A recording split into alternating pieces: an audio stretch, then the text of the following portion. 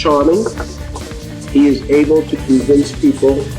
So he tells everybody what they want to hear.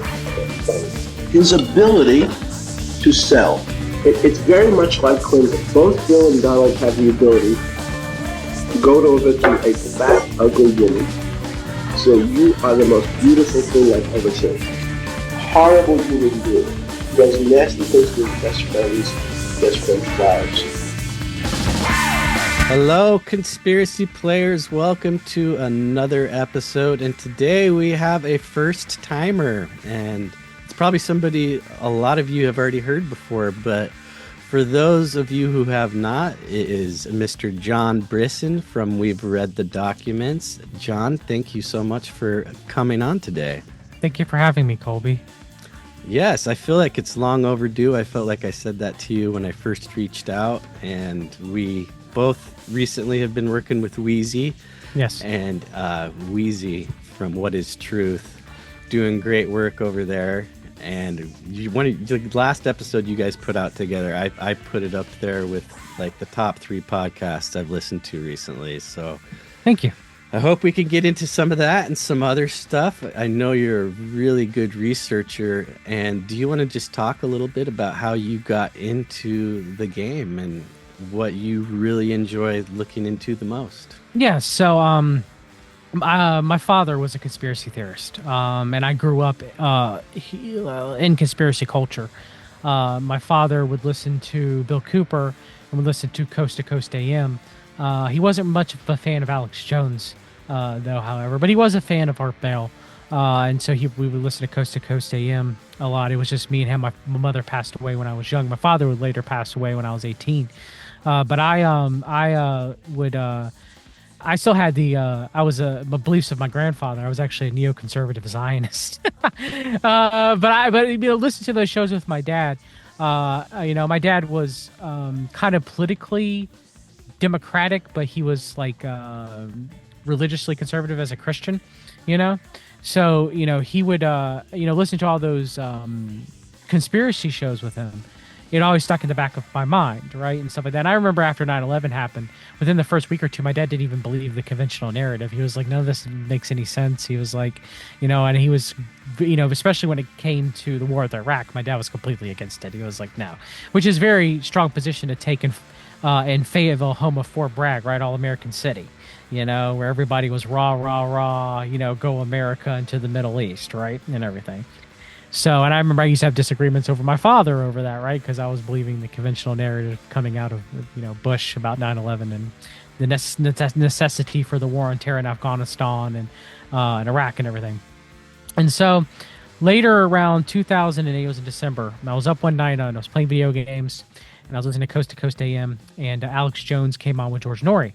And Alex Jones started dropping, stereotypical limited hangout facts, still facts though, about 9/11 being an inside job, right, and everything like that. And I was like, wow, okay, well, I'm going to start looking into see whether or not the things that, Jones was saying about Building 7 and the passports that were found and stuff like that and everything, if that was true, right? So I started looking into it. And then, from there I realized, okay, well, the government did lie about 9/11, like it wasn't true at all, And so I started researching conspiracies, and I eventually developed silent reflux and had health issues, and started doing digestive health coaching, what I've done greater than 10 years around fixyourgut.com. I have an Amazon best-selling book on digestive health, Fix Your Gut, which kind of alternative medicine does kind of go hand in hand in a lot of ways with conspiracy research and the alternative media. And that was long before I ever, did any streams or discussed anything about my research into conspiracies, which I was later first platformed by Greg Carlwood of the Higher Side Chats. And then, from there, I launched the We Read the Documents YouTube channel in 2019. Where my primary focus as a Christian investigative journalist is on the right wing of the world order, which is the Council for National Policy, as well as to kind of exposing Trump, who I believe Donald Trump is likely the Antichrist. We'll see if that ends up playing out. And Donald Trump was definitely handpicked and paraded by the Council for National Policy in 2016, and later again in 2020 and 2024, as Thomas J. Fitton, who runs Judicial Watch, is the current president of the Council for National Policy, which I learned about the CNP from Josh Reeves initially in his documentaries, The Secret Right Volume 1 and The Secret Right Volume 2. And I later continued Josh Reeves' research and went more in depth into the CNP than I believe that he did or has, at least currently. He hasn't really researched them very strongly in the past few years. And so, yeah, I guess that's pretty much me in a nutshell. I was a New Ager during the 2010s and became a born again Christian and surrendered my life to Jesus Christ in about 2019, around there. So it's been a long journey. Yeah, I did want to bring that up at some point, so I'm glad you mentioned it. The CNP thing. I think you were the first person I ever heard talk about it. So I'm glad that someone's out there still pushing that research forward. What was the gentleman's name again that you? Josh Reeves, that's who I originally, he had learned it from interviewing the famous parapolitical researcher Peter Del Scott in 2008. That's when Josh Reeves himself had first learned about the CNP, was from Peter Del Scott. Okay, yeah, I think. Oh, I don't remember. It might have been with Billy Ray Valentine or somebody like that, where I first heard you mention it. I could be wrong there, but uh, also just to backpedal a little bit, because you mentioned Bill Cooper and 9/11, and I always like whenever somebody tells me they listen to Alex Jones, I have to send them that clip from the Y2K debacle where Jones is calling the apocalypse as it's not happening, and Bill Cooper kind of, I think he called it in June of 2001, if I'm not mistaken. He talked about it on his radio show, and then of course he tragically it was ended on his front lawn, I believe, in Arizona there. And yeah, I when it comes to Bill Cooper, it's like all of these alien narrative people are now coming out saying that, they're all coming, the aliens are on their way. Hmm. And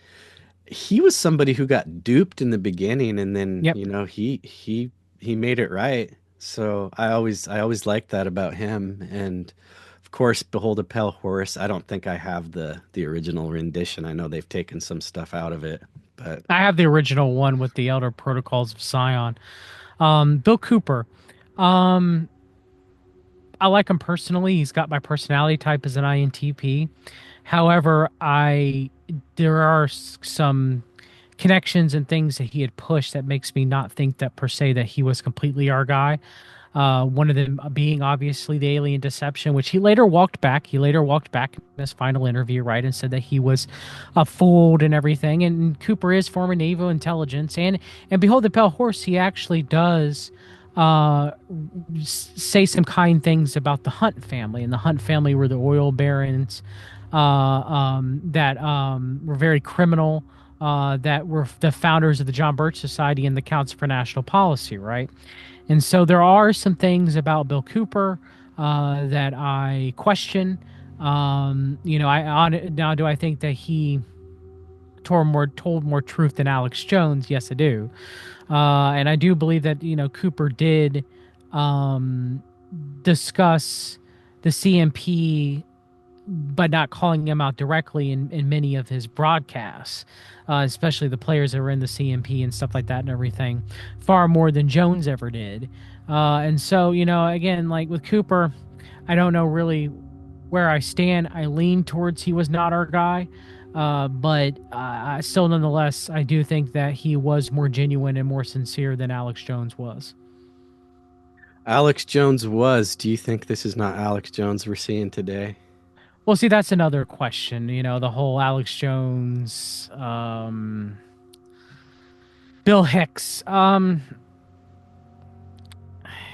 go back and forth. I've heard arguments of whether he is Hicks or not. I've done research of whether he's Hicks or not. My friend Jesse Spots has done a lot of research if he was Hicks. So did my friend Rich from Free to Captives YouTube channel. Has got a whole bunch of videos on it.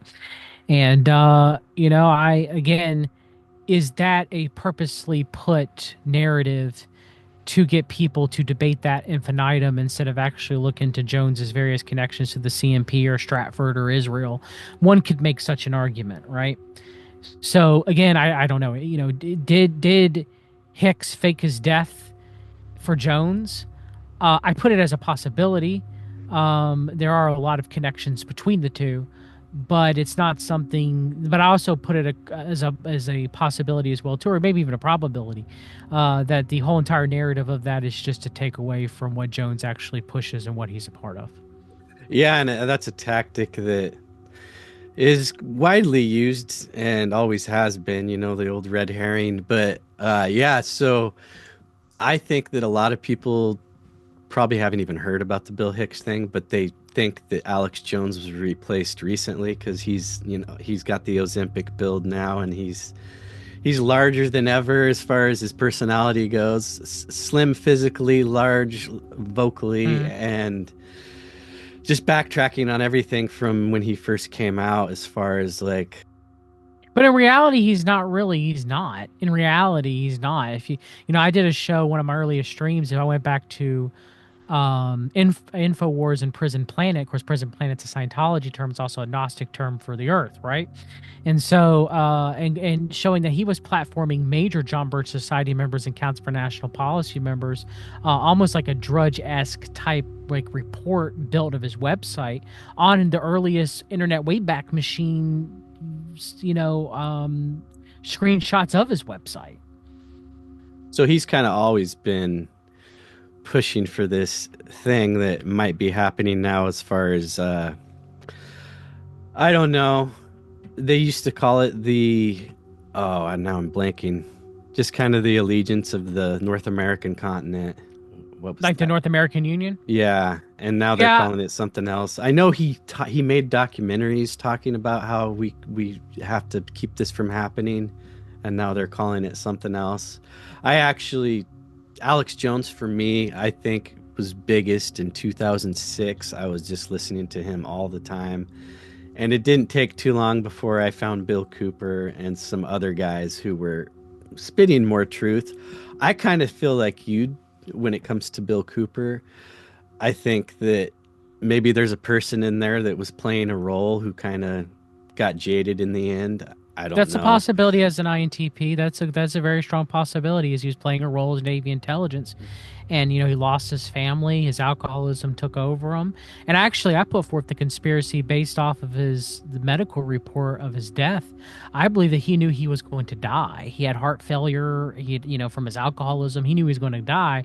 So he lived by the Kurt Cobain. It's better to burn out than fade away, right? So he made himself a martyr. That he was not assassinated. He went out that way because he knew he was going to die, and he knew he would live in conspiracy infamy. Now, that's a conspiracy. I can't necessarily prove that per se, but I do hold it as a great possibility in Bill Cooper's death. Yeah, and whether or not it was a plan, which I think what you're saying Yes. holds a lot of water. But even if it wasn't a plan and the cops and the IRS show up, you have a choice, and he made one. I don't know. Did they say he had a weapon? But to my knowledge, the choice, like you said, that was made was that, they said he shot at the cop, right? But my guess is he either determined to win out in the way that he did in that moment in that standoff during that time period, or it was always planned and he pushed it to the limit so that he could go out in a blaze of glory. Yeah. Yeah, I feel like a deep dive on Bill Cooper probably is in the future here because I think he's a name that, has stuck around. And I don't hear a lot of people saying, the whole naval intelligence thing. It's just, that's the Laurel Canyon model, and Same with Stephen Ketamine Bannon, who's also a member of the CNP, is also Navy intelligence as well. And so is William Guy Carr, pawn in the game. He was Canadian Navy intelligence. yeah. And there's the argument that Scientology is just a big naval intelligence op. Very much And so, yes. yeah, I mean, it all kind of comes together there. So the CNP, it doesn't get a lot of coverage, and I don't understand why, because everybody else wants to talk about these other things that we've all known about for years. But um, something else I wanted to go back to, you talked about yourself personally, that you kind of turned your back on your faith and you were interested in the New Age movement Mm-hmm. and Gnosticism. So, what do you think about the whole capture of the Christian right at the moment with the things that are going on politically? Because you said yourself you were a neocon and Zionist at once. Yes, I was a Christian. I believed I was a Christian when I was raised in the church, neocon conservative when I was a teenager and a very young adult. Yes, and then I later became a Gnostic New Ager, and now I'm a born again Christian. But I believe a lot of it's the steering comes from the Council for National Policy and Law Circle, especially here in America, is the steering of the evangelical Christians into dispensationalism and Zionism. You know, Tim LaHaye, the writer of the Left Behind series of books, was a president and founding member of the Council for National Policy. So, and Jerry B. Jenkins was also a CNP member as well, who really wrote the Left Behind books. Tim LaHaye supposedly just came up with the title, and of course, Jerry B. Jenkins' son Dallas Jenkins is who is running and producing and writing The Chosen, which has a lot of Mormon elements within the show. And he talks about with every show he consults with a Catholic priest, a Protestant, and a Jewish rabbi.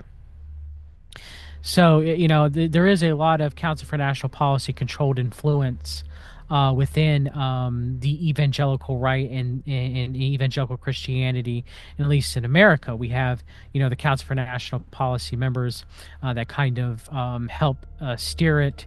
Would be like Jerry Falwell and Pat Robertson, for example, were major members of the CNP. You have kind of like the Christian Reconstructionism, which is hardcore Calvinism to kind of like Hebrew roots or return to the law, like R.J. Rushdoony, for example, which is, you kind of see that kind of converging now with modern day Calvinist or Reformed voices like Stephen Wolfe or Joel Webbon pushing Christian nationalism.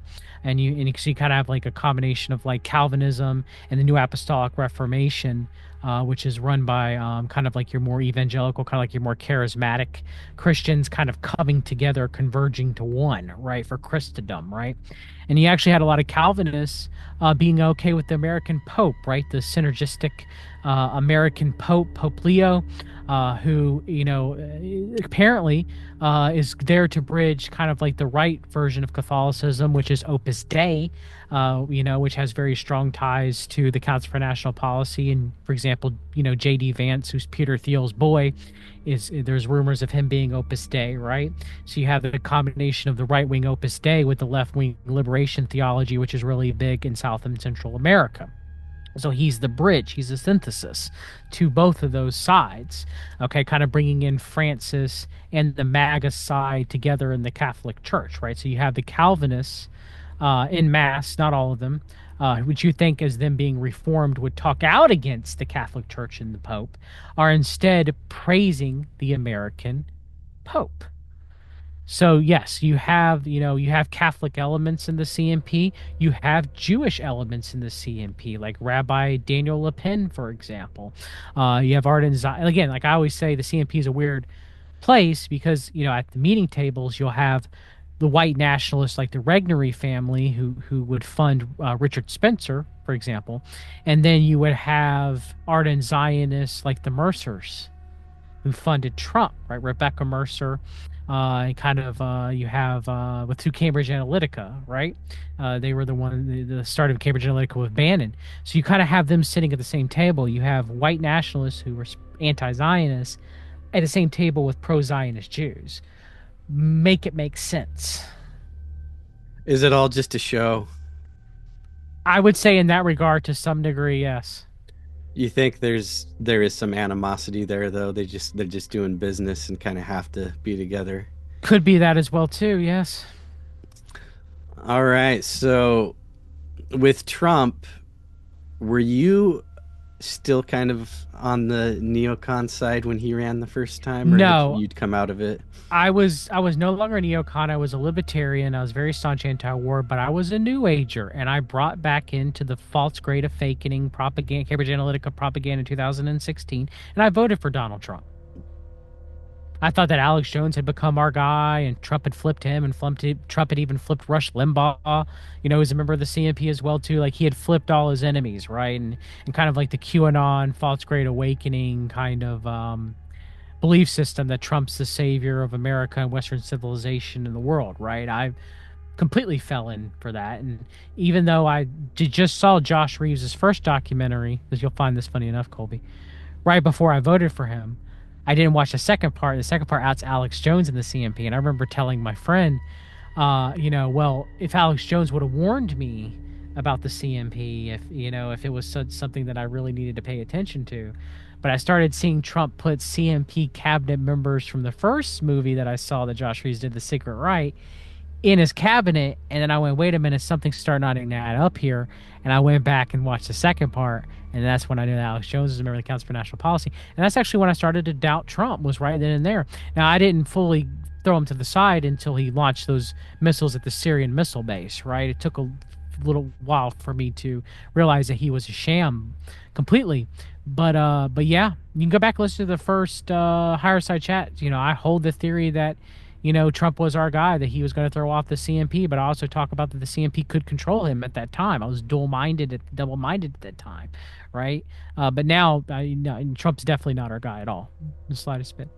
I mean, I'd say relatively, you woke up to it pretty quickly. There's some people who never will, and I mean, this 5D chess defense is it's getting a little old. I mean, it's kind of been memeified at this point that, everything he does is you know, he's 5 steps ahead of everyone. And I like to listen to kind of I'll do not so much anymore, but I used to do NPR and then Mm. conservative talk radio and kind of just get the mix of the two. But there's a lot of people I kind of respect who fall into that camp where if Trump does it, it's right, and he has a reason for all of this. I mean, and we could talk about the whole COVID thing and the mental gymnastics that have to be done with where he stands on all of that. 5000D mental gymnastics. There you go. Yeah. So I don't know if do you still talk with people who are kind of MAGA, or are you friends with any of Oh them yeah, I still? have Yeah. friends. I mean, I live in North Carolina. I have family members that are still MAGA. So yes. There's no conspiracy theorists that I talk with, that I associate with, that are pro MAGA, that I could think off the top of my head. But people that I talk in my own everyday life, of course. Yes, I live in the South. Do you ever attempt to present them with any of this stuff? Yeah, I do. Sometimes it falls on deaf ears. Sometimes it does not. I have family members that voted for Trump in 2024, but now we're starting to question some of the things that he is doing. And so, yeah, but I mean, a lot of them still will back Trump no matter what. Sadly, a lot of Christians, some people that I go to the church that I go to, back Trump. It's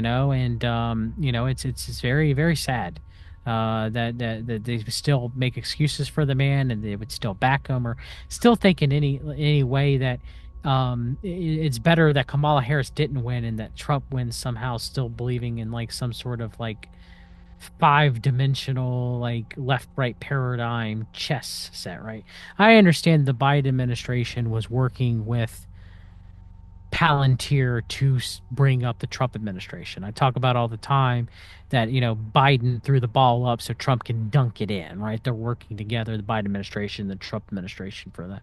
However, I do believe if Kamala Harris won, I don't necessarily think that we'd be going as full steam ahead on certain things that we are now. You could argue we would be culturally, and I understand that, but the technocratic side, I think it would still be in the background and not so much be in the forefront.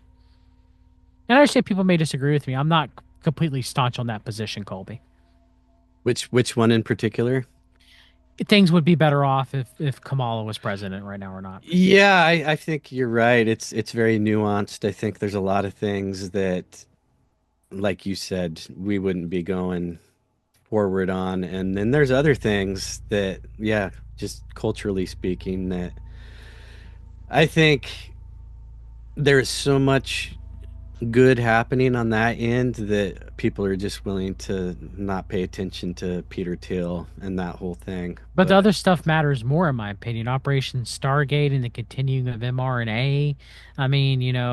There that stuff on that end is completely far more detrimental to um, society than, in my opinion, as far as people actually dying, if we're talking about the value of a human life compared to the leftist wokest stuff. Again, like even people are getting even tired of that, even if Kamala won. It would cause a stronger backlash against it anyway.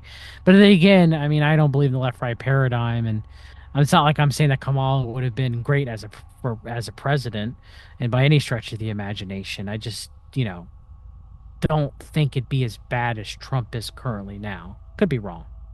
no, I Um, agree with you on that entirely. And my mother, she's never been political. She never watched TV, but when went underway, she started watching his daily briefings, and now she voted for him this time around, never voted before. And she watches my show. She watches a lot of people who are saying other things, but she's just got a huge blind spot. And that's why I was kind of curious, because just in that instance in my life, like I don't really care what my friends believe, but yeah, it's hard to see my mom fall into it. yeah, She'll yeah. listen to this, so hi, mom. Hi, Kobe's mom. Hope you're doing well. Yeah, well, I hope she'll keep listening, but when we start getting into the Epstein stuff, and maybe just to shift in that direction, after you and Wheezy did your episode on all of that stuff, some stuff has went down. I don't think Virginia, is it Gouffre? How do you pronounce her last Virginia name? Roberts Gouffre, yes, I believe. She had some kind of post on X where she's laying in a hospital bed, and the whole thing was very fishy, and then she apparently expired after that, but not in the way that she said she was going to. What are your thoughts on all of that? Yeah, I've talked about it on my channel, and I've talked about it with Wheezy, and that I believe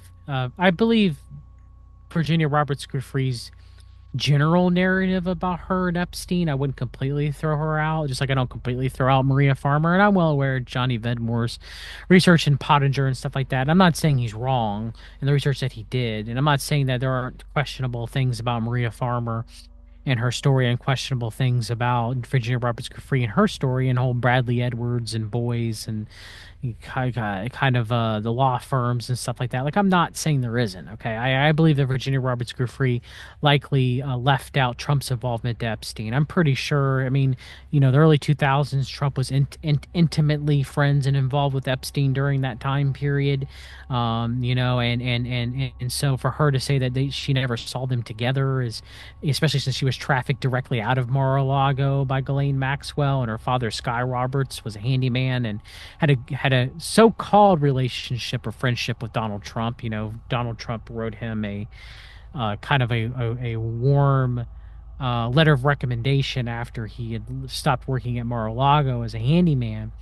And so I don't believe that, when she says that she didn't see Trump and she didn't see Trump and Epstein together. I don't believe it. I think she's lying. I think she's covering up. I don't know why. Maybe she's threatened. Maybe her family took a payoff. There's the rumors of Sky Roberts purchasing the horse ranch. Then again, Virginia's mother did have money, so they did have a certain amount of wealth from deceased loved ones. So maybe that is where the horse ranch came from. I don't know. But, I'm speculating there. But I do believe that, there, when it comes to her covering for Trump, whatever reason that may be, I believe that she did. And so, what happened with her as far as the so-called accident, she had posted on her Instagram that she had gotten into this accident, and her kidneys were shutting down, and she only had a few days to live, and kind of like So there's a bunch of lies over that post, Colby. One being that she said that she meant to privately address that to her family members, but however, the post was addressed to the general public down at the end, right? The language that she was using was addressed to the general public.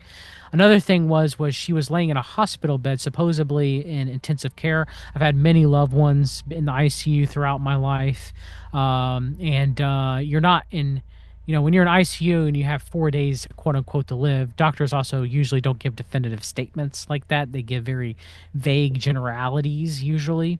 I've lost a lot of family members. I lost a lot of friends, so I understand that. Every now and you'll get a blunt doctor that'll say you got a day, but most of the time they're not like you have exactly 4 days to live, a type mentality. But the picture in is she's in her street clothes. She's not even a hospital gown. She's not even hooked up to anything. If her kidneys are failing and she's in such dire straits where she only has 4 days to live, I expect her to be pretty bad in ICU and a hospital gown with a whole bunch of, heart monitoring equipment hooked up to her and an IV bags and maybe even a ventilator. Maybe she's so far bad, her kidneys are failing, her body's shutting down, she's dying, right? This so-called horrific car accident. I would expect more, yes, and she does have bruising all over her face and all. But again, when you look into the actual car accident, it was a minor fender bender. It was with a bus, and it was such a minor fender bender that the bus, left the scene of the accident, without filing a accident report, and delivered the kids to school. And then later there was a report filed the next day. Which again, if it was such a severe accident where she's severely banged up in the ICU and her car is completely totaled, well, the bus wouldn't have done that. The bus should have, because if not, that's a hit and run. The bus driver would be charged with a hit and run. And so that none of that adds up, Colby. None of it makes sense. Make it make sense. And then we have the kind of restraining order and the custody battle between her husband, the karate instructor, Robert Guthrie, and the allegations of physical violence put forth between both him and her. And, him actually on his Twitter calling out Trump a few times, which is very interestingly enough. And then, her death, right? Which whether, did she commit suicide because she was going through all these issues and these problems and the past trauma that she had dealt with, and kind of like the breaking apart of her family. Was it suicide? Was it an assassination attempt? Did they kill her? I lean towards suicide. Or did they take her off the chessboard and, just like Epstein, through the prison, out one revolving door to another, right, to some island, right? I don't know. I talked about all those possibilities with Wheezy and all those possibilities on my channel.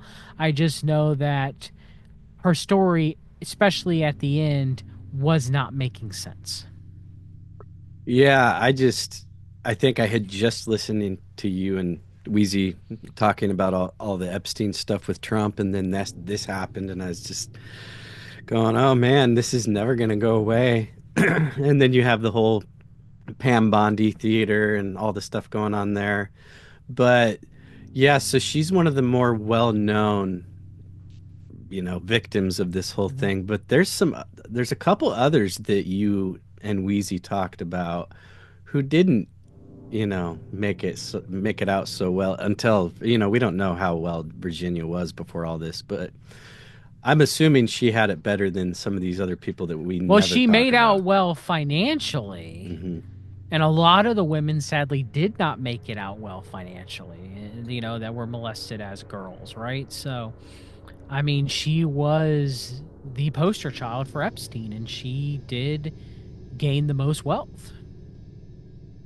Yeah, so who was the one who was testifying, and then it kind of all just unraveled for her? I want to say her name was like Caitlin or Katie? You're close, Katie Johnson. Katie Johnson. That's it. So why don't you talk about her a little bit? Yeah, so Katie Johnson filed 3 lawsuits against Donald Trump and Jeffrey Epstein, that she was molested by Donald Trump and Jeffrey Epstein. as I think she was 13 or 14, and she talks also about a girl Maria that was also molested with her that was around the age of 12. And so she files three lawsuits, one being in the state of California, the next one being in the state of New Jersey, and I think the third one, I believe too, was also filed in the state of New Jersey by the same lawyers. I think it was Thomas Meager for the second one, and then later the third one, Lisa Bloom, who's Gloria Allred's daughter, joined the lawsuit as well too. So, Katie Johnson makes various kind of testimonies in her statement of being molested both by Epstein and Donald Trump multiple times. And later that was going to be brought forth during Trump's 2016 presidential campaign. And I remember watching it on 4chan, and 4chan actually working an active campaign to make sure her press conference did not go forward. And actually, me being happy for that because I thought she was a liar at the time. Because I was pro Trump, as horrific as that sounds. I'm sorry, Katie. If you ever hear this, I apologize. But I now believe, Lisa Bloom was one of the lawyers for Harvey Weinstein. I believe that Lisa Bloom was put there to torpedo Katie Johnson. It's my personal belief, and her case. And there is argument of her video testimony, if that was an actress playing Katie Johnson, if that was the real Katie Johnson. There's enough just to go on the first complaint before Meager and Bloom's involvement in California to show the allegations of Trump and Epstein being a pedophile who molested and raped Katie Johnson on its own before Lisa Bloom's involvement, right? But it never went anywhere. And Katie Johnson, very tragically and sadly, to my knowledge, afterwards, lived back on the streets again and was not compensated for the crimes, horrific crimes that were done against her. She never had her day in court compared to Virginia Roberts Giuffre, and still doesn't to this day. And she supposedly went into hiding because of the death threats, and she was in fear of her life of Trump being president and everything like that. And again, like, why isn't her allegations more well known, Colby? Why don't people talk about her or discuss anything when it comes to her, or at least read her first complaint that she had put in California? If you want to talk about before Lisa Bloom's involvement, that Lisa Bloom was a snake, which is a lot of what MAGA tries to do, and I believe that she is, but they do it out of, she's a leftist, and this is a smear tactic instead of Lisa Bloom was trying to torpedo the actual lawsuit. Okay. Any thoughts or anything that you have to Katie Johnson or anything like that? I was not surprised by any of it, and she's not a name that I had heard before you brought it up. And yeah, that's my biggest question, like yourself, is why. I think you and Wheezy talked about this, like, if this is there, why wasn't it used against Trump? And I mean, the implications of that might be obvious to some of us, but just the fact that you get people like Maria Farmer in Virginia that are the poster people for the Epstein thing, where yeah, Trump is omitted, and it makes me mad. It also makes me want to talk about it because not enough people are. Was there? Oh, I think it was you and Wheezy talking about it in the same episode. Was there some funky stuff with Melania as far as all this goes too? Like, was she kind of delivered to Trump in a way? The belief is yes, that she was delivered to Trump by Jeffrey Epstein. Now, not Wayne Madison, I'm sorry.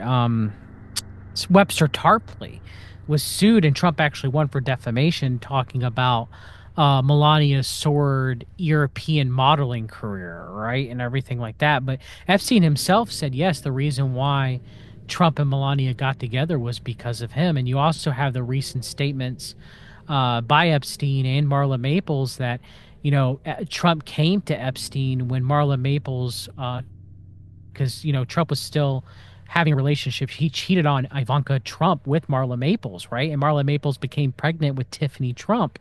And Trump actually went to Epstein. Epstein said himself that Trump was trying to talk with him in ways that they could pressure Marla Maples into having an abortion. And so, Epstein is, definitely involved with all three of Trump's wives. From Ivanka to Marla Maples to Melania, and that he had facilitated Trump's meeting of Melania, and you also have the modeling agency run by Jean-Luc Brunel. So Jean-Luc Brunel was very good friends both with Trump and Epstein during a time. So, yeah, I mean, you have Epstein literally circling around all three of Trump's former wives. You have Maria Farmer's allegations that Ivanka Trump was going around in a limo with Ghislaine Maxwell hunting for girls for modeling. And Ivanka so, was? yes, correct. Yes, that was one of Maria Farmer's allegations against the Trump family that she said that was involved with Epstein. But yes, she did. She said that on Whitney Webb's interview with her. And so, yeah, I would say that that was the case. And Virginia Roberts grew free when asked by Radar Online about Katie Johnson. There was a statement put out by a source that was very close to Virginia, saying that Virginia had never heard of her. Well, that was far, we're talking about the mid 90s. We're not talking about 2000s when Virginia knew her. So Virginia would not have known her at the time. All right. And Katie Johnson's also a pseudonym. So again, like, yeah, again, let's say that the Q narrative and the MAGA narrative is true, and Trump never molested any children. But yet he was good friends with Jeffrey Epstein for all those years, and he was pals with him. Everybody that, especially with that was that intimately with Jeffrey Epstein. You're telling me that somehow Trump didn't know that pedophilia was going on, or that the trafficking of women was going on, and the rape and molestation allegations and all that about Epstein was going on. That Trump in himself had no idea for the greater decades-long friendship that he had with Jeffrey Epstein. Jeffrey Epstein and them were so close that that he had a relationship with all three of his wives. If you look at the Epstein Black Book, Colby, Trump has the most numbers out of almost anybody there for a single person, right? Emergency numbers for Trump, family numbers for Trump in Epstein's Black Book. They were tied to the hip, Colby. So just right in there, you can't excuse, like, how did Trump not know? When supposedly everybody knew. Okay, at least those who were very intimately involved with Jeffrey Epstein, such as much as Trump was, right? So again, it just doesn't pass the smell test to me, Colby. It doesn't work out. And I do believe that Trump is a rapist. I believe he's a pedophile. I believe there's enough evidence and enough testimonies of women to substantiate as such. Yeah, I agree entirely, and especially with the fact that you get all these people who are willing to, when they're talking about Hillary Clinton, to say, like, how many pedophiles have to be in your inner circle before questions are asked about you. And aside from Epstein, we could talk a little bit about Trump's association with Roy Cohn, because that's another thing everybody likes to pretend isn't a thing. Correct. And, Roy Cohn was the fixer for McCarthy first, as far as national fame, the case against the Rosenbergs, right? That's where Roy Cohn got his claim to fame, right? And Roy Cohn was, I do believe that he mentored Trump. I believe that he took Trump under his wing. And Roy Cohn was very much the poster child for Jewish criminality, as far as kind of like the mob mentality, right? The Jewish mob mentality, right? So he's the poster child of that. And Roy Cohn, I believe something that I talk about that I don't think a lot of people discuss. I believe that Roy Cohn groomed Donald Trump. I believe that Roy Cohn had a homosexual relationship with Donald Trump. You have the Studio 54 picture from Where's My Roy Cohn of Donald Trump, young Donald Trump dressed up in a Roman centurion outfit with Roy Cohn in a suit next to him as his playboy. There's allegations that they held hand in hand walking down New York City together. And then you have, Roy Cohn living in Trump Tower. Roy Cohn falling out of Trump's graces, but they fell over out of Trump's graces over the HIV/AIDS narrative, right? That Roy Cohn had contracted HIV, which later became AIDS. And one of the reasons why I think that Trump distanced himself from Roy Cohn at the time, and would still pay for him to stay in Trump Tower but have nothing to do with him, is because I believe that Trump was furious and thinking that Roy Cohn may have gave him HIV or AIDS. Now I know that's speculation, but the panic was going on at the time, and I understand obviously the discussion of HIV as a retrovirus as the cause of AIDS, right? But at the time, that was the major narrative that was going on, right? So I believe that again, that Roy Cohn groomed him and they had a homosexual relationship. And I know a lot of people don't want to believe it or don't want to think about that as far as Roy Cohn is concerned. And Roy Cohn, teaching Trump his criminality, and you have the connections of kind of like a blackmail group at the time with Resorts International, right? And the mob and Trump and the casinos and Trump's involvement with all that. That was and to me, I mean, I guess to a side of that, you have Roger Stone. Roger Stone being very close to Roy Cohn and Richard Nixon's tattoo on his back, and Roger Stone being a massive degenerate himself. I mean, they're all just Trump surrounds himself with the worst of the worst. That's some 5D chess, right? Where he's just constantly surrounding himself with the worst of the worst. Alan Morton Dershowitz, another Epstein client, right? With allegations Virginia Roberts grew free against Alan Morton Dershowitz. Alan Morton Dershowitz defending child pornography under the First Amendment, right? In op-eds, Dershowitz is as scummy as he comes, an ardent Zionist. I mean, Dershowitz is not our guy. I've covered on my channel, the various cases that he's lawyered with and just how much of a scumbag Dershowitz is. A lot of people remember Dershowitz from O.J. Simpson's trial, right? As well, too. And so, Trump continuously just surrounds himself just with the most horrific people, but we're supposed to give him a pass. Like you said, and I 100% agree with your logic, Colby, people call it the Clintons. There's actually less evidence of the Clintons as far as pedophilia and rape is concerned with Jeffrey Epstein than there is with Trump. But they'll just, because they hate the Clintons so much, and look, I'm not excusing the crimes of the Clintons by any stretch of the imagination. I mean, Arkansas and Whitewater, for example. And I believe the Clintons were CNP. And so, but that's a whole other discussion. But yeah, I mean, to only focus on that and automatically assume the worst and the worst of the Clintons, we have far more evidence of Trump, to me, just blows my mind. Hillary Clinton and Bill Clinton's numbers were not in Jeffrey Epstein's black book. Now, Douglas Vance's numbers were, but the Clintons' direct numbers themselves were not. And Trump has flown on, Epstein's planes. Epstein's flown on Trump's planes.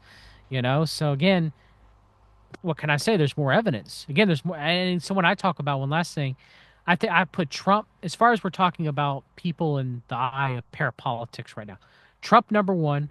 Of course, obviously Wexner, but I think Wexner was controlling the Epstein nexus more higher up than Epstein was. You have Trump, RFK Jr., and then the Clintons, as far as their intimacy in relationships with Epstein.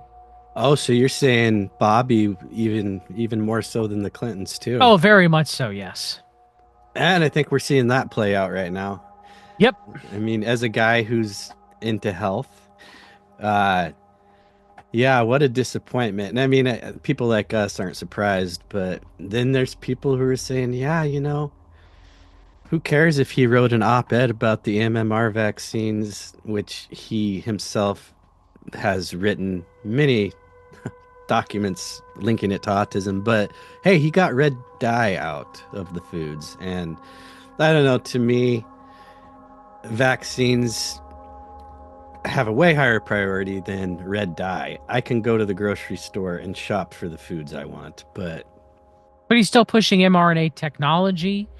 He's still pushing the jab. He's still pushing artificial intelligence. He believes that the United States government and its budget should be put on the blockchain for transparency, analyzed by AI. Just based off of Kennedy's technocratic, optimist belief systems, and just on that alone, nobody should think that he's our guy in the slightest bit. Yeah, and just the Kennedys in general. I mean, Yep. he's one of the darker ones too. It's just I was doing a little bit of research for a little JFK Jr. episode Julia and I did a while back, and I had no idea. I knew he was an addict and I knew that he was wild, but man, he was just tearing shit up and getting all his little cousins on drugs, and the thing with his wife and that suicide. I mean, it's just all really murky. And I actually was scared for a while that he might become president, but it's amazing how things worked out. That, you know, he goes from Democrat to Libertarian to I almost thought he might be Trump's running mate at some point. So did I. But Yeah. it wasn't. But you have the synthesis with that, right? Maha and MAGA. MAGA meaning, the highest level of witchcraft, in the Church of Satan, as well as MAGA in Latin meaning witch, right? And Maha, two people say it's either Maha Bone in Freemasonry or Maha in Theosophies, the sevenfold ray, right? And so I've talked about the Maha Chohan, the false Holy Spirit, and the age and stuff like that, and representing of that color of Saint Germain, which is purple, right?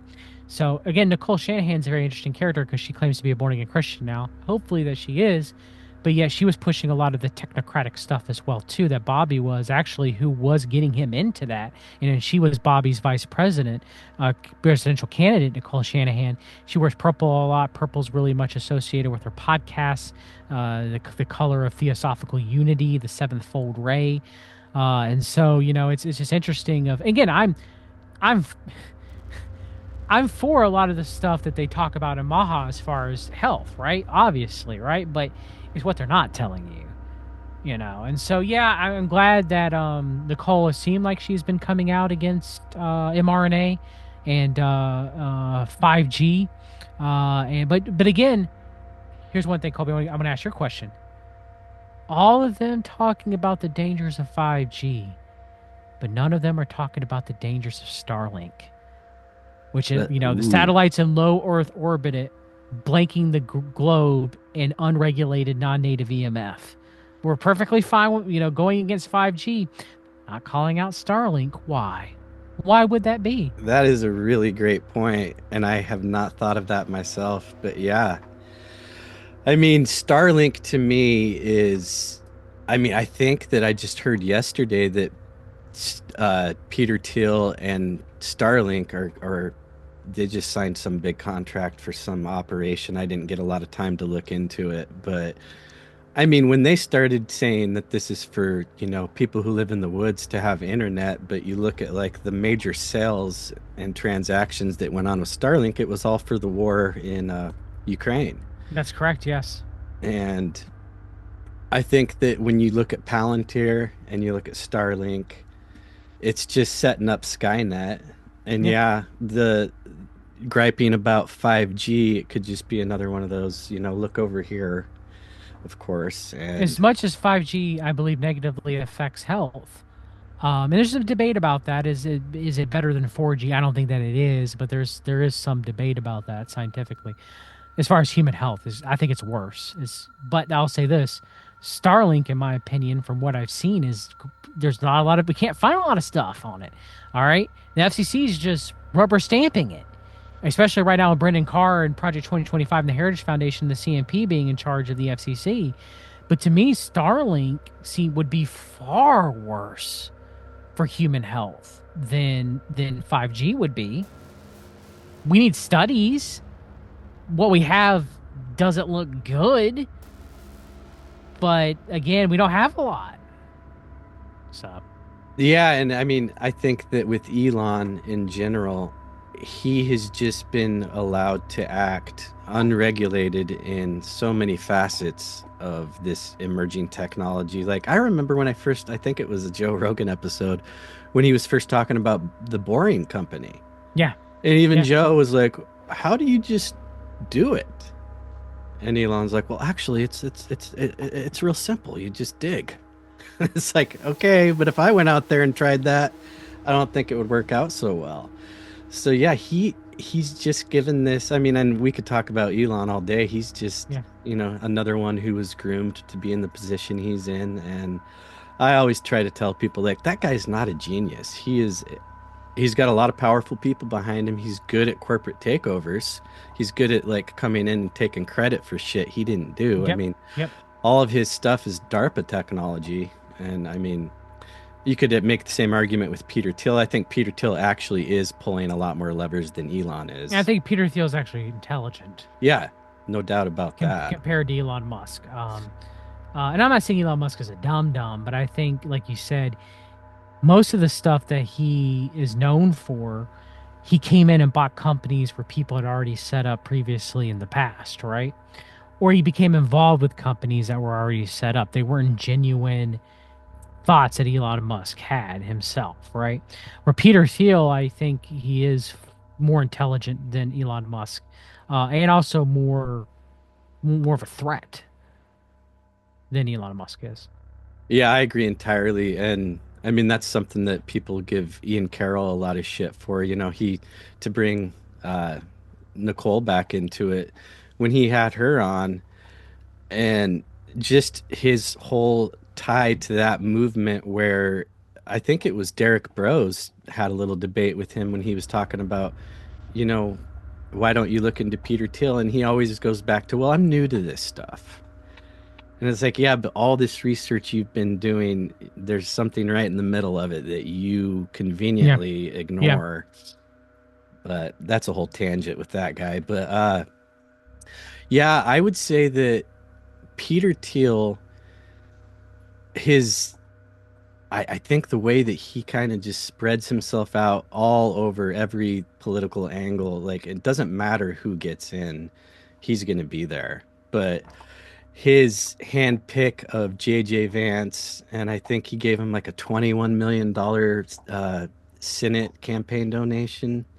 I don't think there had been anything like that at the time. I don't know if Correct. there has been since, I but don't think so. No, not with JD Vance. No.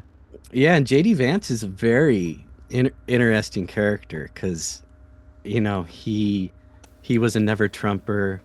He had the hillbilly elegy fame, and I'd known all that. But then when he got in there and you start looking into the guy, I mean, his tech connections, and it just Yes. seems like he probably, unless some major screw ups happen, he'll likely be the president in 2028. So I mean, with JD Vance, a couple of things that I like to mention about him is that he graduated from Yale University, and Yale University is where he met his good friend Vivek Ramaswamy. Didn't he name his son after him? He did, yes. He named his son after Vivek Ramaswamy. He named him Vivek. So, he Vivek Ramaswamy is Thiel. Um, JD Vance is Thiel. JD Vance briefly worked as a lobbyist at Peter Thiel's Mentor Capital. Later started Naria Capital. Naria Capital has a lot of Peter Thiel funded VC capital companies. There's one. Is there? Can you share a screen and show something? Yeah. Look up Naria Capital.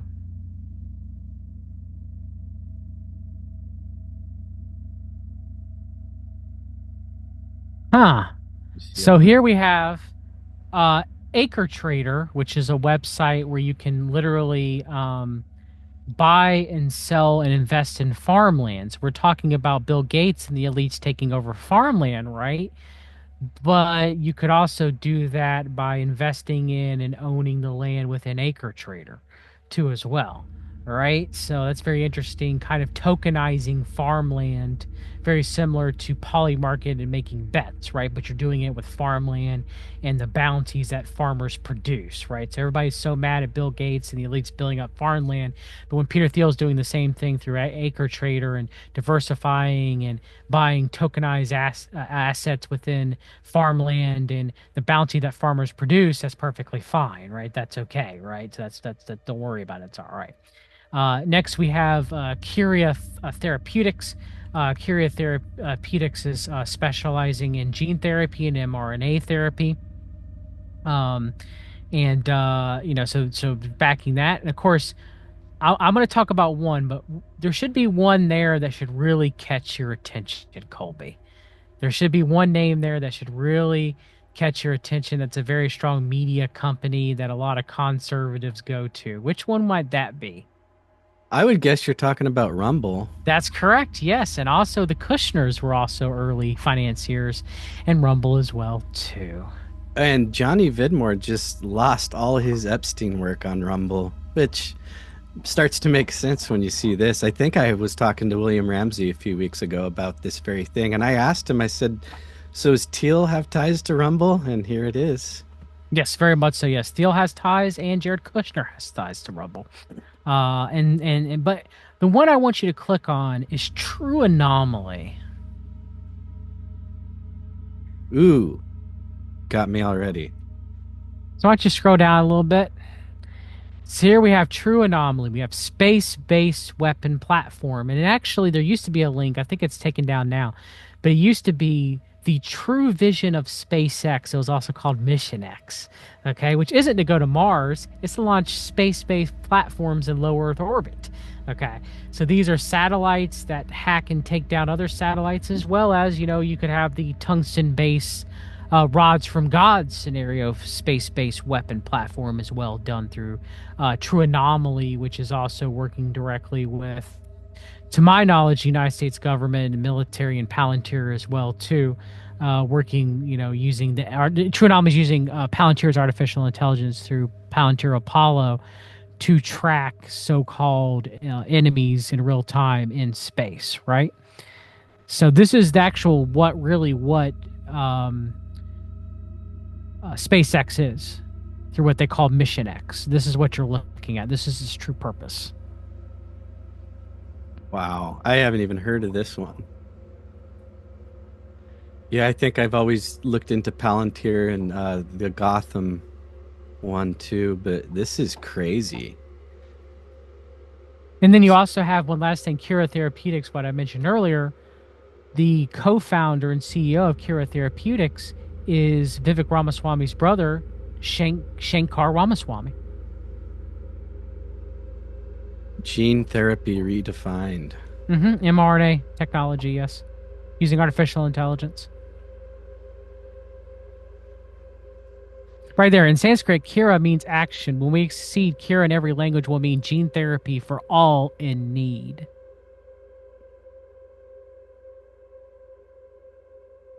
Man, they just lay it all out there.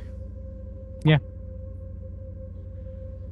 For those of you only listening to this, I'm gonna put these links in the episode description just because you could go down a rabbit hole here. But this is JD Vance's Peter Thiel funded Naria Capital, his venture capital, all his investments. Wonderful. Yeah, I mean, it goes back to what we were talking about earlier. Like, would this stuff be going on if Kamala was president? I think it would, but it wouldn't be so ramped, because you had Operation Tiberius Kirk and Operation Warp Speed through the pandemic, with Palantir getting the health data of every American citizen that took the jab or tested positive for COVID-19 in a clinical setting like a hospital or a doctor's office. Your past, present, and future health data for 10 years. They claim it's anonymized, scrubbed of your name, but was placed into Palantir's databases. That happened, at the start of started during the Trump administration, but continued during the Biden administration, and actually continued in the United Kingdom as well through their National Health Service. And so it was still going on. You had the virtual border wall being completed by Anduril Industries. Palmer Luckey, whose sister Ginger Luckey is married to Matt Gaetz. And Palmer Luckey running Anduril Industries, the founder of Oculus. They're actually integrating Oculus VR headsets into the military, and so kind of using like future warrior battlefield type aspect. So you had the virtual border wall completed with drones during the Biden administration with Anduril Industry. So these things continued. You also had Palantir being used during the Biden administration in Ukraine. You also had Palantir being used during the Biden administration in Israel and by Israel. And so Israel used Lavender, Where's Daddy, and the Gospel to use against the Palestinians, which was based off of Palantir Gotham, which is run by Palantir Apollo, which is the central system. And so, yes, I mean, it was still going on. It was just maybe less. Yeah, because these ties with this current administration, I mean, they're heavy, but kind of just when you're talking there, it made me think like, oh yeah, but if these are just Department of Defense contracts, who's president really doesn't matter. But I mean, they've got their boys in there now. But you also had contracts with local water municipalities and NIH through Operation Tiberius Kirk. They were literally monitoring the COVID spike protein and wild 2 type polio in the water supplies in America for the past few years. Palantir has. Ooh, I have not heard about that one. So we've been going for about an hour 15. How much time do you have? About 15, 30 minutes. Sounds good to you, brother? Yes, perfect. I'm grateful for any minute you have. I wondered if you wanted to talk a little bit. It came up in passing there at the beginning of the episode, but this we've mentioned Teal. I think Oculus came up. So is that I always forget his name, but then there's Altman and Larry Ellison, and you mentioned Stargate in passing. Do you want to talk a little bit about that one? Yeah, I can. So Operation Stargate, that was a combination of Sam Altman of OpenAI WorldCoin fame, and then you have there's allegations that his sister has made that he molested her, right? Mm-hmm. And then WorldCoin, of course, you have to scan your eye and give biometric data to Sam Altman, and then he gives you a certain amount of cryptocurrency through the scanning of your eye, which is WorldCoin, which has now just recently been listed on Coinbase. So now you can buy WorldCoin very easily here in America. That happened after this year, after Operation Stargate, him joining that. Then you have Larry Ellison of Oracle, and obviously you have Oracle's early, founding being very deeply entrenched in the Central Intelligence Agency. The same with Intel and Palantir, right? And Larry Ellison talking about the importance of medical health data and how medical health data is very crucial integrating into the artificial intelligence.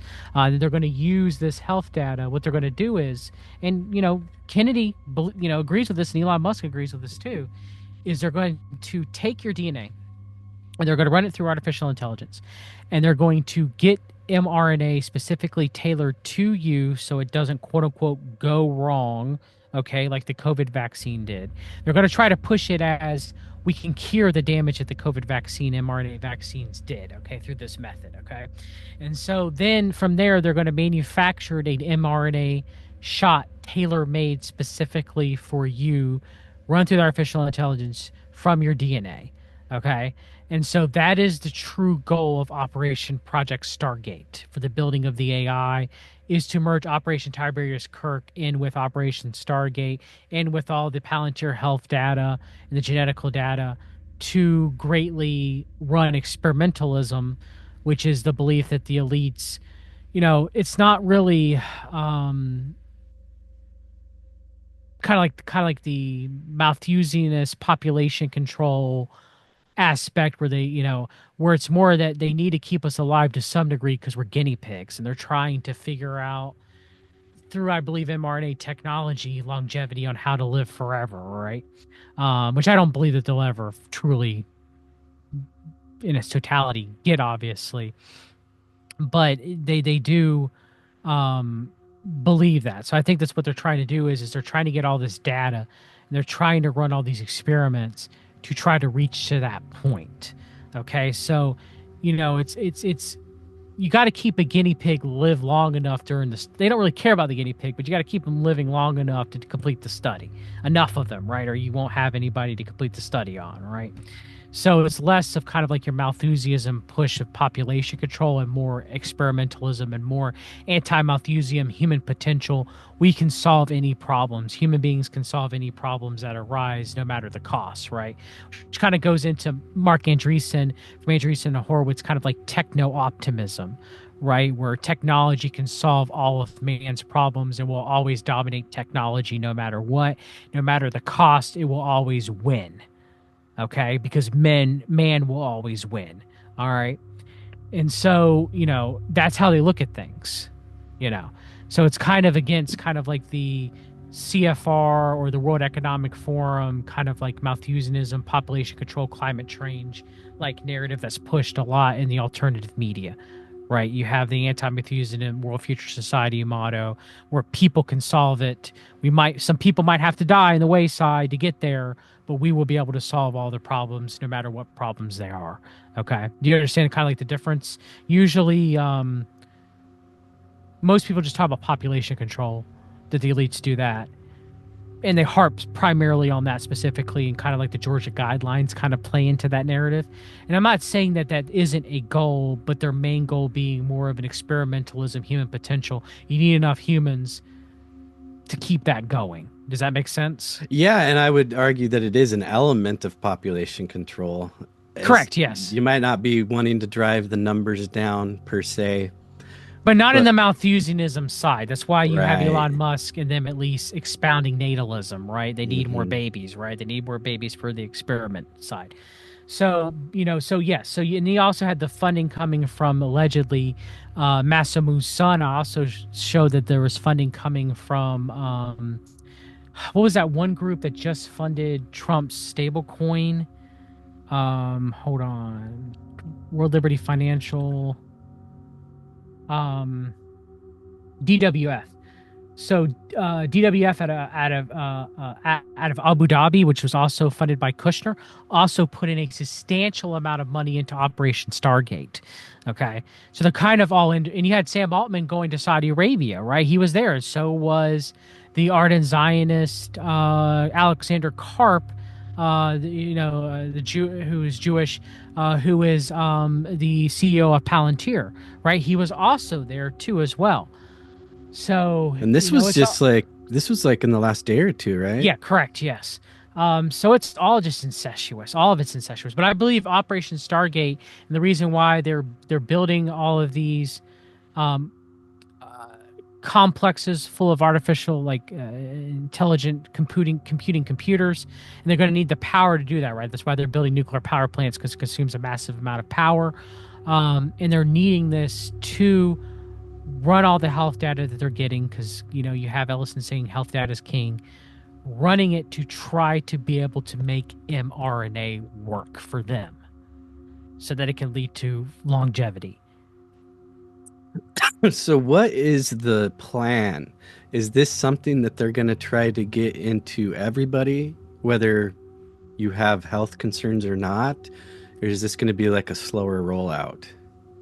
It'll be a controlled, targeted, slower rollout. They want it in everybody, but they got to do it through different populations at different times.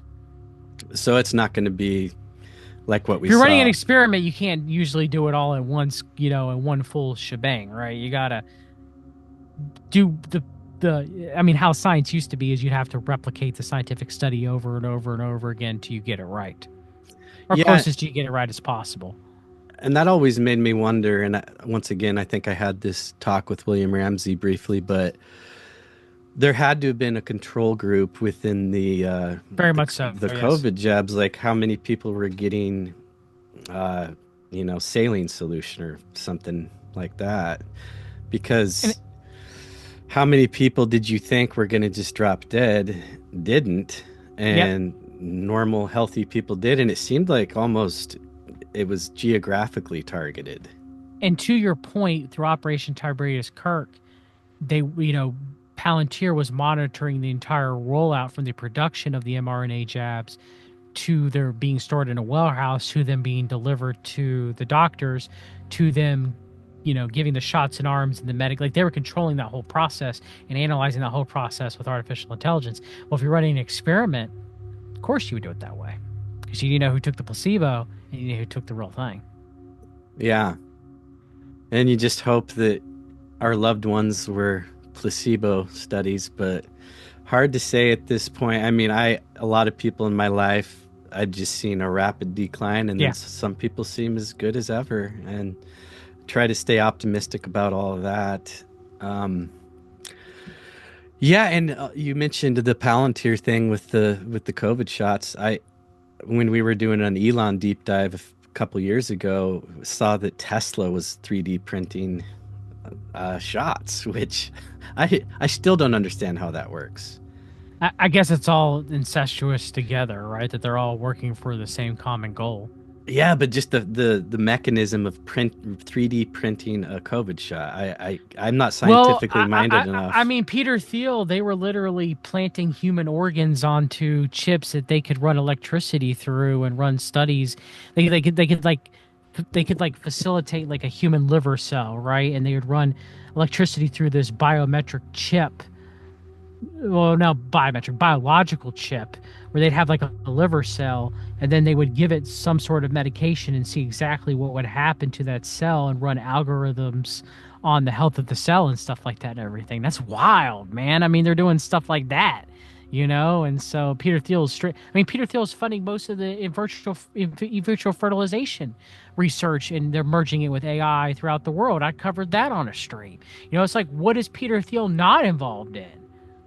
Yeah, that's probably a shorter list because I mean, yeah, everybody wants to look at Elon, and I understand that there's a lot there, but it seems like right now I'm seeing a lot more people kind of get on board with he's not the guy that we should be so worried about. I mean, we should worry about him, but Peter Thiel, Larry Ellison, even I think that guy, he's like if Bill Gates went to summer camp and came back just a tiny bit cooler. Yes, just a little bit, just a little bit. You know, the hot girl in the 80s movies takes off her glasses and takes her ponytail out. That's Larry Ellison. But yeah, it seems like Bill Gates is kind of just a punching bag because that stuff you just had me pull up, we don't know about that. Bill Gates will give TED Talks about what he's doing. Yeah, but Peter Thiel only recently has been speaking out, but even then, it's only been very limited. Well, and yeah, the Gates connection again. I watched when Peter Thiel went on Joe Rogan, and the Epstein thing came up, and Thiel got real sweaty and quiet and said, "Well, yeah, I don't know why we're focused on the child sex trafficking element of it. There's so much more here." And then he just shifts the focus to Bill Gates entirely, and then they talk about him for like 5 minutes. So, not that I feel sorry for Bill Gates, but yeah, I think he gets a lot of flack when so many others deserve a lot more. Agreed, yes. And speculative, I'd say that was the episode where Peter Thiel had to sit down with Joe Rogan and said, "You need to do as I command you to do. You need to listen up, and you need to push Trump, and you need to do exactly what I tell you to do." And Rogan, of course, is the sellout that he is, said, "Yeah, by all means." Yeah, I think that the just the whole timing of it, what you just said, has a lot of validity to it. Then you have Matthew North's work as well that I continued on the MAPS Institute and Joe Oh, Rogan pushing Doblin was MAPS. just on, He's yeah. just on. I'm going to cover it again, you know, and of course, you know, no one's going to ask Doblin about the allegations of the numerous recent MDMA studies he was doing of sexual assault, all love and light, right? Where they were, you know, the woman Megan Brisson I covered on my channel of where, you know, she was in a MAPS study, and they were talking about Doblin stepping down from MAPS for all that and everything. And, you know, she was in a study where they gave her MDMA and to get over her trauma and her PTSD of rape, and they molest her on video, like literally on video during the trial. Like during like the research trial that they're doing and stuff like that and everything. So I mean, I got excellent work Matthew North did exposing MAPS. I've continued it. I will continue it. They're an evil organization. And Joe Rogan just pushing. And Peter Thiel's funding most of the ketamine and MDMA research. And Rick Doblin, the drug goblin, you know, Rick Goblin, as I like to call him. You know, he's literally, there's interviews of him talking about, and he's still, the first thing they talk about in the Joe Rogan interview, Colby, and you're so right on this about the Ukrainian connections to Palantir and Peter Thiel and all that, is he goes, they're talking about soldiers and the use of MDMA and ketamine, and soldiers in Ukraine to get over their PTSD, right? And I'm like, Rick Goblin literally he believes that they can give them ketamine, they can destroy their PTSD using these substances, these manufactured drug substances, okay, which most, natural people or holistic people are somehow fine with the use of the drug MDMA, the use of the drug ketamine, which is a horse tranquilizer, okay, because they claim it cures PTSD, right? And the studies are mixed on that. And on top of that, Rick Doblin is like, well, we can, soldier comes back from PTSD, we can just put him in a K-hole or give them MDMA. They work through that trauma. We can put a gun back in their hand and send them off to war again. And I'm like, I think trauma is a little more than modulating neurotransmitters with some drug chemicals, okay? Because if that's the case, then most of the conspiracy movements against the use of SSRIs and SNRIs, but are okay with doing the same thing with ketamine and MDMA. Now, you could argue they affect the brain's neurotransmitters differently, and maybe MDMA and ketamine affect more positively than SSRIs and S. But I would beg to differ, and I think trauma is more than just neurotransmitters and neuronal connections in the brain. I agree entirely. In fact, this is kind of funny. I back in like 2007 or 8, I was working on a documentary about psychedelics, and I was on board with all of it. And I was, 20, 24, 25. As soon as I started getting into the LSD part of it and MK Ultra and everything, I bagged the project. But I did do a handful of interviews. I went across the South. I talked to a guy in Florida. He was a Russian doctor who was using ketamine for addiction treatment. But I had emailed Rick Doblin, and he agreed to do an interview. And I trashed the project before it ever got to that. And the movie I wanted to make has been made hundreds of times now. So, but I found that psychedelics weren't all that I thought they were. And I've had positive experiences with them. I've had horrible experiences with them. And I do see there is some therapeutic use there, but not the way, like here, just take a little bit of ketamine and now you can go back to war. Well, they're talking about literally combining Oculuses, putting you in the metaverse, giving you ketamine. They're talking about doing this to prisoners so they can rehabilitate them with ketamine and Oculus metaverse trips where they can live 20, 25 years of punishment in jail and then come back out of that, right? And to me, all of this is, especially when Thiel is like so heavily involved in funding it and bringing it forth, okay? It ain't good. All right. Now, me, again, I did some psychedelics when I was younger myself. I did Salvia divitorum. I did ayahuasca one time. And so I've done my fair share. I don't recommend it health wise very much anymore. And spiritually, as a Christian, we're supposed to be sober minded, so I definitely don't recommend it from that point. But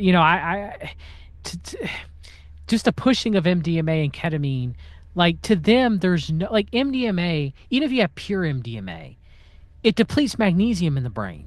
There's tons of studies on that. All right, but to act like there's no side effects from them whatsoever, that's what gets me. I'm not talking about the ethical, moral, or spiritual, issues that I have, but like just from the natural health standpoint, it's like even pure MDMA depletes magnesium in the brain. It can cause magnesium deficiencies and neural inflammation within the brain. There's numerous studies on that, but they just discount it. They're just like, everybody, if you're having trauma, just take some MDMA and go into a K-hole and you'll be perfectly fine. And I'm like, I mean, they're even using ketamine for surgical anesthesia now instead of propofol as much, right? And maybe it could be used for that. Like I'm not necessarily against the use of medications, obviously, but it's like, again, maybe some people would call me wrong. The Maps Institute would call me wrong, but I equated of the willy-nilly use of ketamine and MDMA. I'd equate it to using opioids for controlled opioids for pain, right?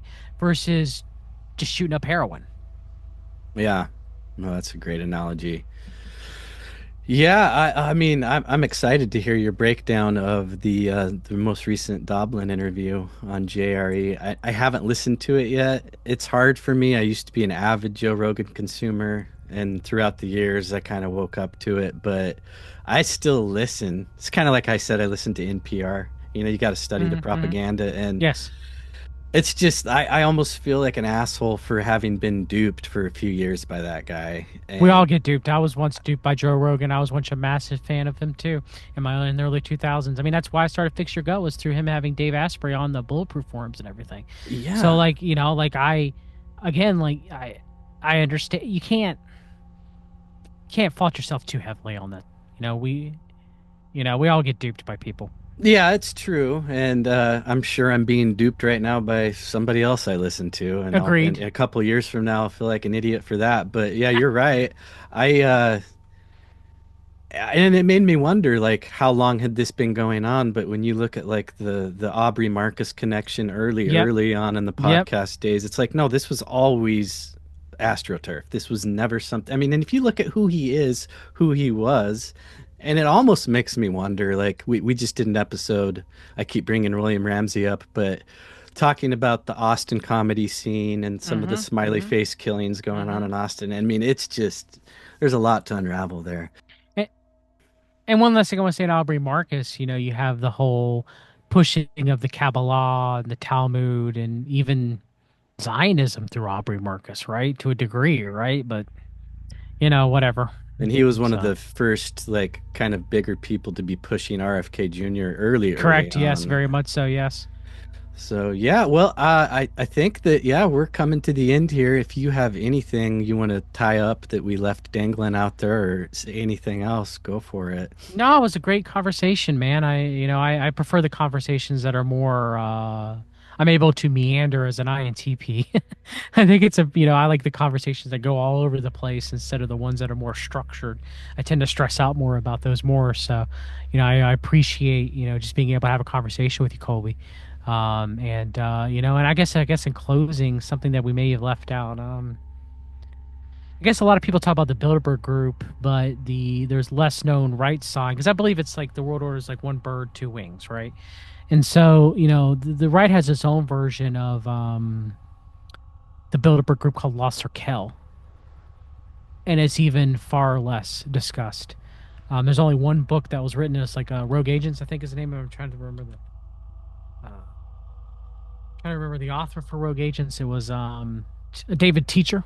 So he's got like a 900 page like tome on Lost Raquel. That's literally all we have.